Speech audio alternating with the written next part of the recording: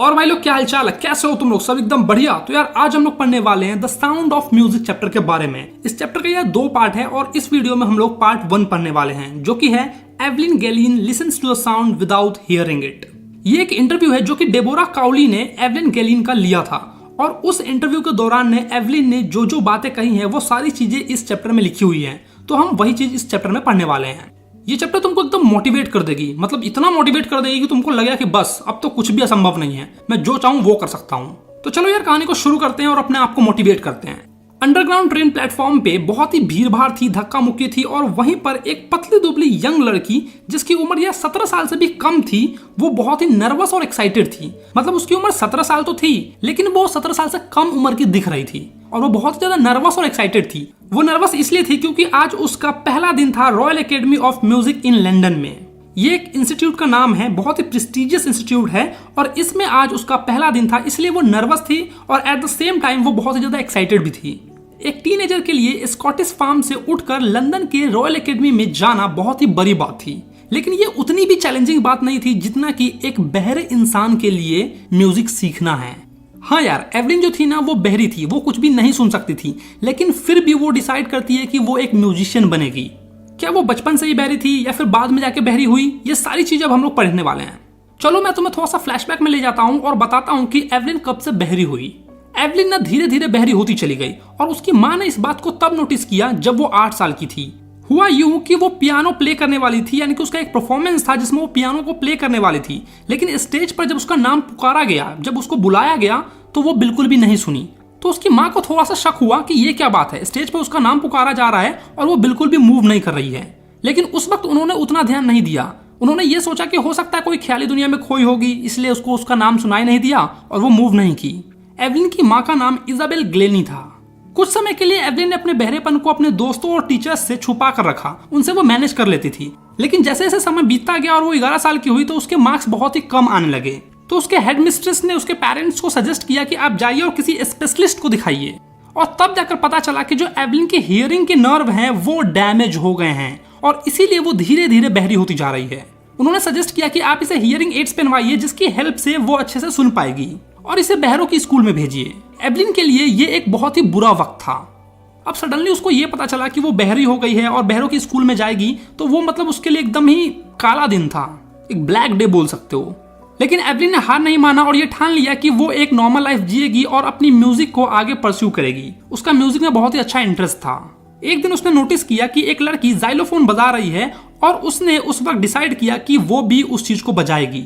Xylophone यार एक music instrument है जो कि वुडन का बना होता है और उसके वाइब्रेशंस यार बहुत ही अच्छे होते हैं। मतलब जब तुम उसको बजाओगे तो उसके अलग अलग डंडे से एक अलग अलग टोन निकलेगी, एक अलग अलग वाइब्रेशंस निकलेगी। तो उस लड़की को देखकर एवलिन भी डिसाइड करती है कि मैं भी इस चीज को बजाऊंगी, इसको सीखूंगी। बहुत सारे टीचर ने उसको निराश किया, उसको डिस्करेज किया कि तुम यार बहरी हो, तुम नहीं सीख पाओगे, ये सब चीजें तुम्हारे लिए नहीं है, छोड़ दो ये सब चीजें। लेकिन उसने हार नहीं माना और अंत में एक टीचर जिसका नाम था रॉन फोबस, उसने उसके अंदर के पोटेंशियल को पहचान लिया। रॉन फॉब्स ड्रम वगैरह बजाने में माहिर थे, तो उन्होंने एवलिन के अंदर के पोटेंशियल को पहचाना और उससे कहा कि मैं तुम्हें सिखाऊंगा ये चीजें। उन्होंने 2 बड़े बड़े ड्रम लिए और उसको डिफरेंट डिफरेंट टोन्स पर बजाने लगे और एवलिन को कहा कि तुम इसको कानों से नहीं सुनो बल्कि अपने बॉडी के किसी दूसरे पार्ट से इसको सेंस करने की कोशिश करो। और एवलिन ने बिल्कुल ऐसा ही किया और सडनली उसको रियलाइज हुआ कि जो वो ड्रम का हायर पार्ट है, यानी कि हायर टोन्स हैं, उसको वो अपने वेस्ट के, अपने कमर के ऊपर वाले बॉडी पार्ट से महसूस कर सकती है और जो लोअर टोन्स हैं उसको कमर के नीचे वाले बॉडी पार्ट से महसूस कर सकती है। फोर्ब्स ने इस एक्सरसाइज को जारी रखा और धीरे धीरे उसके अंदर एक ऐसी चीजें डेवलप हो गई जिससे वो हर एक टोन को महसूस कर सकती थी। वो अपने अलग अलग बॉडी पार्ट से अलग अलग टोन्स को फील कर सकती थी, महसूस कर सकती थी और उसने अपने पूरे दिमाग को खोल लिया ताकि वो बॉडी के अलग अलग पार्ट्स से जो सेंसेशंस हैं, जो वाइब्रेशंस है, उसको महसूस करे, उसको सेंस कर सके। और जब वो ये चीजें सीख गई तो बस अब उसको हार्डवर्क करना था, कड़ी से कड़ी मेहनत करनी थी ताकि वो एक अच्छी स्टूडेंट बन सके, एक अच्छी म्यूजिशियन बन सके। और इसीलिए कहते हैं कि कोई भी चीज असंभव नहीं है, बस तुमको कोशिश करना है। वो कहते हैं ना यार कि कोशिश करने वालों की कभी हार नहीं होती। वो चीज यार यहाँ पर हमें साफ साफ दिख रही है। एक बहरी लड़की जो सुन नहीं सकती है वो यार अच्छे से ड्रम को बजाना सीख गई, अलग अलग इंस्ट्रूमेंट्स को बजाना सीख गई। और इस दिन के बाद से एवलिन ने अपने लाइफ में कभी भी पीछे मुड़कर नहीं देखा। और जब वो 16 साल की हो गई तो उसने एक यंग ऑर्केस्ट्रा ग्रुप को ज्वाइन किया और उसके साथ साथ वो पूरा यूनाइटेड किंगडम को टूर की, पूरा ट्रेवल किया। और उस वक्त उसने डिसाइड कर लिया कि वो म्यूजिक को ही अपना पूरा लाइफ बना लेगी। उसने दी रॉयल एकेडमी ऑफ म्यूजिक में अपना ऑडिशन दिया और हिस्ट्री की सबसे ज्यादा मार्क्स लाने वाली स्टूडेंट बन गई। एकेडमी की हिस्ट्री में वो एक लौती लड़की थी जिसने इतना हाई स्कोर किया था। धीरे धीरे वो ऑर्केस्ट्रल वर्क से सोलो परफॉर्मेंस की ओर मूव कर गई और वो अकेले ही परफॉर्म करती थी। जब तक उसके म्यूजिक कोर्स के 3 साल कंप्लीट होने आए तब तक वो बहुत सारे अवार्ड्स को जीत चुकी थी। जितने भी टॉप अवार्ड्स होते हैं ना, उन सबको वो ऑलरेडी कैप्चर्ड कर चुकी थी और इस सब का एवलिन को कोई गुमान नहीं था। मतलब कोई कोई इंसान होते हैं जब उनको बहुत सारे अवार्ड्स मिल जाते हैं तो उनके अंदर घमंड आ जाता है, गुरूर आ जाता है, लेकिन ये चीज एवलिन में नहीं थी। वो बहुत ही डाउन टू अर्थ थी। वो हमेशा ये कहा करती थी कि अगर तुम हार्डवर्क करते हो और तुमको पता है कि तुम कहाँ जा रहे हो तो तुम पक्का उस जगह पे पहुंच जाओगे। उसने इसी चीज को फॉलो किया और टॉप पे पहुंच गई। उसको world's most sought after multi percussionist का अवार्ड भी मिला और थाउजेंड्स ऑफ इंस्ट्रूमेंट्स को वो बजाना सीख गई, लेकिन इस बात का उसको कभी भी घमंड नहीं था। वो अक्सर इंटरनेशनल परफॉर्मेंस में बिजी रहती थी। म्यूजिक को बिना सुने हुए एवलिन बहुत ही एफर्टलेसली अपने परफॉर्मेंस को प्ले करती थी और ये चीजें ना लोगों को मोहित कर लेती थी कि यार एक लड़की जो नहीं सुन सकती है वो यार इतना अच्छा कैसे बजा लेती है। सबको ना बहुत ही आश्चर्य होता था। डेबोरा काउली जो कि इस चैप्टर की ऑथर है, उन्होंने एवलिन से 2 घंटे डिस्कशन किया और 2 घंटे के उस डिस्कशन में उसने एक भी चीज को मिस नहीं किया। मतलब एवलिन सुन नहीं सकती थी लेकिन फिर भी डेबोरा की हर चीजें समझ जाती थी और उसका आंसर भी दे देती थी। एवलिन बताती है कि जिस इंसान की बड़ी बड़ी दाढ़ी होती है उनसे बात करने में उनको थोड़ा सा मुश्किल होता है, थोड़ा सा ट्रबल होता है, क्योंकि उनकी दाढ़ी की वजह से वो उनके फेशियल एक्सप्रेशन को नहीं पढ़ पाती है। एवलिन न सिर्फ लिप्स को नहीं पढ़ती थी बल्कि वो सामने वाले के फेशियल एक्सप्रेशन को भी देखती थी, उनके आईज को भी देखती थी। पूरे चेहरे का हाव भाव से पता चलता था कि वो सामने वाला व्यक्ति क्या बोल रहा है। और अगर किसी इंसान की बड़ी बड़ी दाढ़ी होती थी तो उससे बात करने में एवलिन को थोड़ा सा दिक्कत आता था। एवलिन बहुत ही अच्छे से स्कॉटिश लिल्ट को बोल पाती थी। वो इतना अच्छा इसलिए बोल पाती थी क्योंकि वो 11 साल की उम्र तक इन सब चीजों को सुन पा रही थी। वो बचपन से ही बहरी नहीं थी, इसीलिए वो इतना अच्छा बोल पाती थी। और ये बात बिल्कुल भी नहीं है कि वो 11 साल तक इन सब चीजों को सुन पा रही थी इसलिए बोल पा रही थी। इवन वो यार बहुत ही अच्छा फ्रेंच और बेसिक जापानीज को भी बोल पाती है। अब देखो, किसी भी इंसान ने 11 साल तक उस लैंग्वेज को सुना है तो वो बहुत ही अच्छे से क्लियरली बोल पाता है, लेकिन जब वो बहरी हो गई उसके बावजूद भी उसने फ्रेंच बोलना सीख लिया, बेसिक जापानीज बोलना भी सीख लिया। ये चीजें ना हमें ये समझाना चाह रही है कि वो कितना मेहनत करती थी। हार्डवर्क ना हमेशा एक अच्छा ऑसम रिजल्ट देता है। अगर तुम हार्डवर्क करते रहोगे तो मैं डेफिनेटली कह सकता हूं कि तुम्हें एक बहुत अच्छा रिजल्ट मिलेगा। जहां तक म्यूजिक की बात है तो एवलिन बॉडी के हर एक पार्ट से उस चीज को सेंस करती हैं। वो स्किन के वाइब्रेशंस के थ्रू, चीक बोन्स के वाइब्रेशंस के थ्रू, यहां तक कि उनके बालों में भी वाइब्रेशंस होता है ना, उसके थ्रू भी वो म्यूजिक को सेंस कर पा रही थी। मतलब बालों में जो वाइब्रेशन होता है वो भी उनको फील हो रहा था। जब वो जाइलोफोन बजाती थी ना तो अपने फिंगर टिप्स पे उनके वाइब्रेशंस को फील करती थी। और ड्रम्स के बारे में भी मैंने तुमको बताया कि वो बॉडी के अलग अलग पार्ट से फील करती थी। मान लो अगर ड्रम्स के हायर बीट्स हैं तो वो बॉडी के अपर पार्ट से फील करती थी और लोअर टोन्स को वो बॉडी के नीचे वाले पार्ट से फील करती थी। अगर कभी भी उनको वुडन प्लेटफॉर्म पे परफॉर्म करना पड़ता था अपने परफॉर्मेंस को तो वो जूते को खोल देती थी और पैरों की मदद से उन चीज को फील करती थी।